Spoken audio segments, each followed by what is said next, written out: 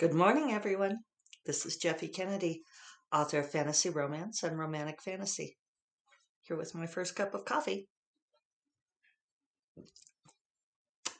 which is delightful. Ah, today is Thursday, March 25th, coming down to the end of March, which just feels amazing to me. Maybe it's because I've been buried in writing a book, but I think it's not just me. I think the pace of the world is picking up again. We can see it every time we go into town. There's more traffic, more people out and about. Santa Fe County has officially progressed to purple. Oh no, purple. I'm in purple mood. We're doing the last of the purple earrings. Has progressed to turquoise, which is one of the um, I don't know if we have a state color, it's turquoise. The turquoise trail is here. There are turquoise mines here. Uh, Santa Fe is known for everything turquoise. So when I mentioned this on a call with people in New York, which I realize sounds like 10 years ago, 20 years ago, me, it sounds, it would have sounded really fabulous. I had a conversation with a volunteer in Safwa the other day, and I said, well, last year I was chatting on Zoom at the Nebula conference with Lois McMaster Bujold, and I asked her, and I passed on some information. And he said, I'm still stuck on the fact that you just casually dropped that you were chatting with Lois McMaster Bujold. And it's like, oh, well, I mean, she was Grandmaster. She was there to be chatted with. But I do have to pause every once in a while and realize how these things sound. But after you've been doing it for a while, they become like your colleagues. Anyway, so I was on this Zoom meeting call with my editor, Jenny, at St. Martin's, and agent Sarah, and my publicist, who is also Sarah. And they're all in New York City. And I was laughing because I was being my usual Santa Fe self. And all three of them, I'm like off today. I just held up four fingers. All three of them were wearing black sweaters, um, black glasses, black frame glasses, and they all had their hair done in a similar way. And I was laughing. I was like, I clearly did not get the New York City memo on how to dress. And Jenny was saying that before the pandemic, naturally, that some of her family came to town and they were waiting outside of the Macmillan. Macmillan is the big publisher that St. Martin's is an imprint of. That they were waiting outside the Macmillan building for her to go to lunch or something. And when she finally came out, they said, every young woman who walked out of this building looked exactly like you. So they were all laughing about it. What was my point? Oh, my point was I mentioned the gating criteria, and they were all looking at me puzzled because we were talking about pandemic, of course. And they're like, we don't know what this is. And it's like, well, okay, so in New Mexico, they set up gating criteria for our levels of openness because we are not totally open like Texas to the south. Bars have been closed for a year now. Excuse me, movie theaters. Um, you know, we've had some pretty, I think, among the strictest measures, and it's made a difference. So there's all these gating criteria. So if a county has certain transmission rates, it's red. If they drop their transmission rates, there's like three or four different criteria: rates of infectivity compared to amount of testing, percentage of vaccinations, that sort of thing. So there's red, yellow, green, and then they implemented a new level, which is turquoise, and Santa Fe County is now officially turquoise, which is very exciting because it means that the bars and theaters can open. So we're hoping to hold on to that turquoise status. I don't know why I got off on that. Who knows? Let's do earrings. Today's earrings are particular favorites that I've had for probably like 10 years. I don't think longer than that. But they are little dragonflies. If you're on video, my wire's a little bit there. They're just pretty simple dragonflies with little silver balls for the eyes, and then they have a dangling tail. That's purple beads. And I love my dragonfly earrings. I'm 99% sure that I bought them um, in San Diego when we were there for my stepbrother's wedding. And I just have a thing for dragonflies. I love dragonflies. I have some great dragonfly photos. I might throw one on the photo for the show, like the featured image. Or not. I might show you guys my new under cabinet lights.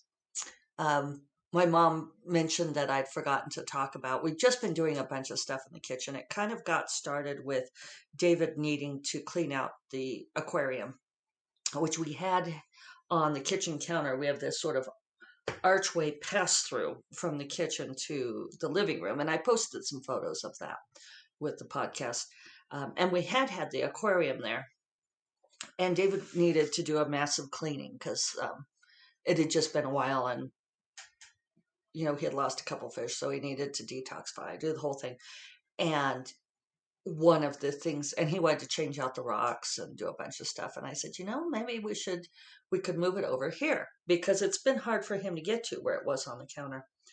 So it may be impossible to make this long story short, but we ended up buying a new stand for the aquarium and putting it over in sort of like the library. It's supposed to be a dining room, but we don't like sitting at a dining room table, so we don't have one. So aquariums on the stand, and that's why I was posting pictures of it was amazing how much light and space it brought back to the kitchen. And then we started replaying, how one thing leads to another. One of our under cabinet lights was not working well, and it's a fluorescent bulb. We have 2 under cabinet lights and 2 over cabinet lights, and they're all fluorescent bulbs, and I've never really liked them, and they're not that bright. So I said, well, let's put in little track lights. I thought this would be a cheap thing to do, and it wasn't cheap. But I did post a picture of my under cabinet lights. I'm very happy with them. David's been working on this all week. Things like this, it's especially, like the amateur home reno projects, you're always trial and error, right? Getting things to work right. But he's getting it to work now. So yeah, now he's struggling with the dimmer switch, trying to get the dimmer switch to work. These things are all complicated by the fact that he doesn't actually read the directions. He claims there aren't any, but I've heard him claim that about things where there are directions before. And sometimes I wonder if there are psychological studies out there that explain why. I don't know. Is it American men? Is it cishet men? Why won't men read instructions? I mean, why is this why is that the manly thing to do? I don't get it. We have regular arguments about the fire logs because he will just put the fire log in there and light it wherever, and then it won't light. And I'll say, well, you didn't follow the directions. You have to follow. And he's like, there aren't directions. And it's like, see these arrows where it says light here and put it facing this way? Whatever. It's a mystery. So, close to finishing Sorcerer's Queen and the Pirate Rogue. Also close on the cover. We'll have the cover reveal soon. That should be exciting. In fact, that reminds me I should mention to Corrine to get that set up. And I think it's going to be great. I think it's going to be good. I mean, we've gone through some definite no's, but we're getting closer. We're getting closer to the real thing. But yeah, less than 6,000 words to make it to my 90,000 word goal. I'm at, I only need 50, I'm only 5,400 words shy of 90,000. How much am I shy of the actual ending? Inquiring minds want to know. Again, with this being book 2 in the series, it's the midpoint. And so it's feeling very midpointy to me.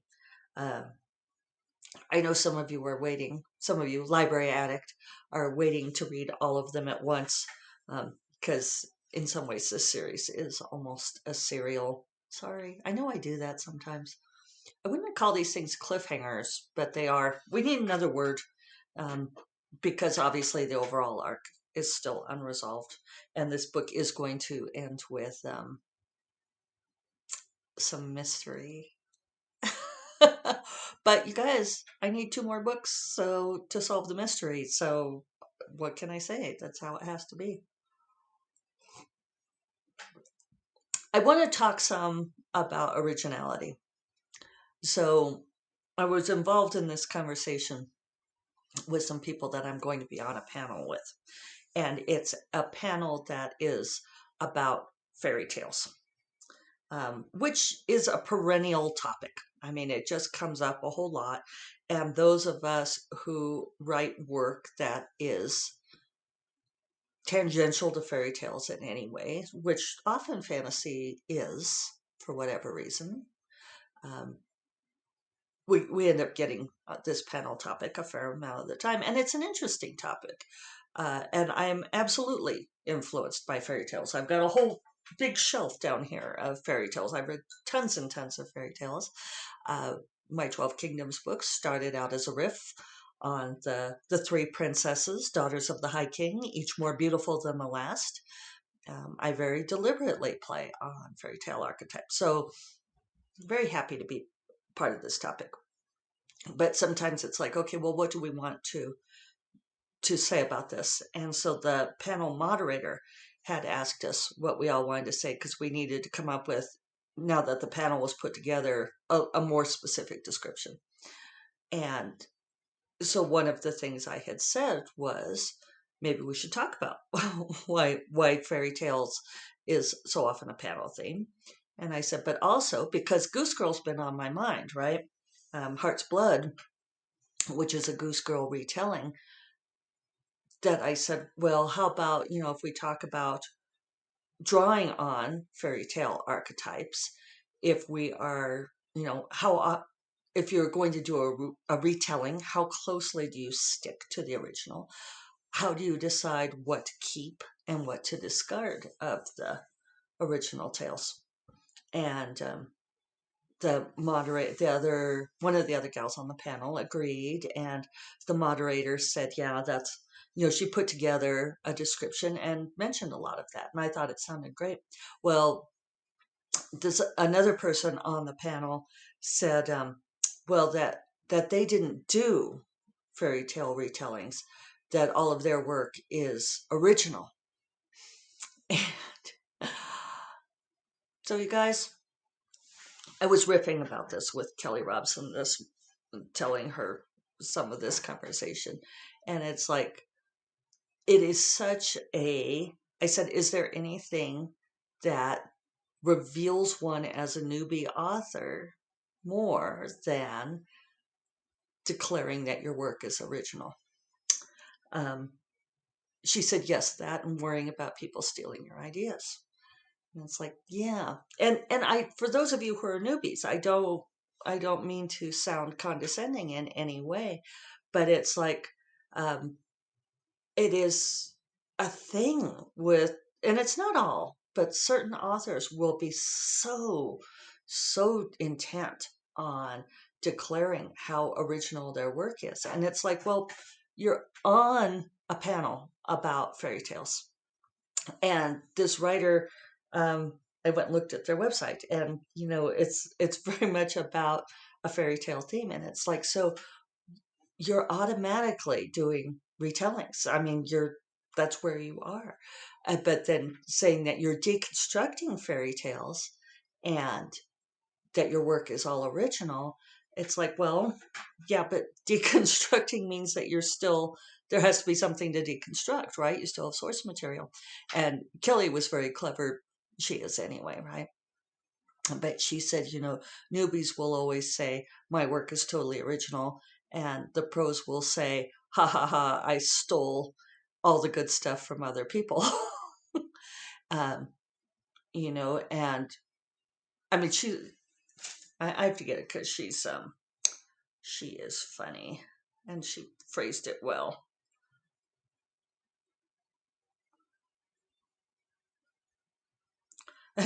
she put it as, ha ha ha, I steal everything and so does everyone else, can't you tell? Which you should be able to tell. There are themes. And I'm not talking about plagiarism. I can touch back on that because plagiarism is different.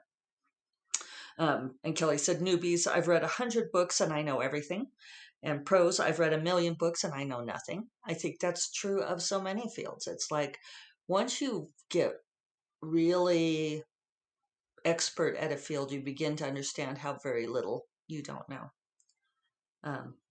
And then this was her last one. Newbies, the rules don't apply to me. I can break them all. Pros, it took me 200 hours of work to break 2 rules. I thought those are all really insightful. When you say that your work is totally original, all you're revealing is that you don't know. Either you don't know or you won't acknowledge how much of the huge giant beneath you whose shoulder you are standing on. And it's a funny thing because I'm not sure, a little froggy this morning, why it's so important to some people to cling to that and assert that idea that what they're doing was totally original. Because Ecclesiastes said there's nothing new under the sun. However many thousands of years ago, right? Because Ecclesiastes was oral tradition before it was in the Torah and before it was Old Testament. So, thousands and thousands of years ago, human beings looked around and said there's nothing new under the sun. So here we are in 2021 and, oh, honey, your work is not this totally original thing that nobody in the universe has ever seen before. And that's okay. There's not a virtue in this being totally original. The freshness that you bring, that I bring, that we all bring, we do not scream for ice cream. What we bring is our voice, is our lens. It's how we tell the story. It doesn't matter if you do an exact fairy tale retelling. If you go in and you do Cinderella with all of the exact same beats as, say, the Disney version, it's not going to be the same because you brought your voice to it. Unless you literally copy words, and that's plagiarizing. The thing is, and I think I've mentioned this before, but it's one of those things that I know this is like a weird analogy, but it's like plagiarism is like sexual harassment or like rape. It's it's one of those things where the perpetrator knows what they did. They absolutely know that what they did was inappropriate, wrong, destructive, illegal, immoral, predatory, what have you. They know. The fact that they claim they don't know, that they try to come up with all of this weasel wording, is a defense. That's their way of trying to get out of the problem. But believe me, you guys, you can't accidentally plagiarize something any more than you can actually accidentally rape someone. It's just the people who try to make this be a gray area, who try to cloud the problem, are the predators. Those are the ones who are causing the problem. People who are not rapists, who are not plagiarists, who are not sexual harassers, don't have any problem knowing where the lines are. So the fact that they've managed to create enough confusion, enough turbulence around the topic is, I don't know, I suppose a credit to their cleverness and sense of self-preservation. But I get asked this question a lot. It's like, well, if you read other authors, aren't you worried about plagiarizing? It's like, no, because I know if I went in and did my copy and paste and put it into my own document, then I would be plagiarizing. And if I'm not doing that, then I'm not. I mean, it's a joke that we steal from other authors. We are rich because we steal from the best houses, an author told me. Um, it's not stealing because ideas aren't proprietary and because it doesn't matter anyway. It would be like saying that we're stealing oxygen by all breathing the same air. There, that's a good quote for you. Um, we all live in the same creative sea, and we're all um, inhaling and exhaling and swimming in the same set of ideas. Um, you can't plagiarize without knowing it. And I'm sorry if you are resting everything on being completely original, then just don't give that up. It's not important. It doesn't matter. Um, you are already original, right? Mr. Rogers, you are special, which there's a lot of truth to that. You are unique. The conservatives have made that into a joke about being a unique snowflake, but you are unique, and you bring that uniqueness to everything you do in your life. Thus endeth the sermon. I'll remind you all that First Cup of Coffee is part of the Frolic Media Podcast Network. You will find more podcasts you love at frolic.media/podcasts. And I will talk to you all tomorrow. Have a great Thursday. Take care. Bye-bye.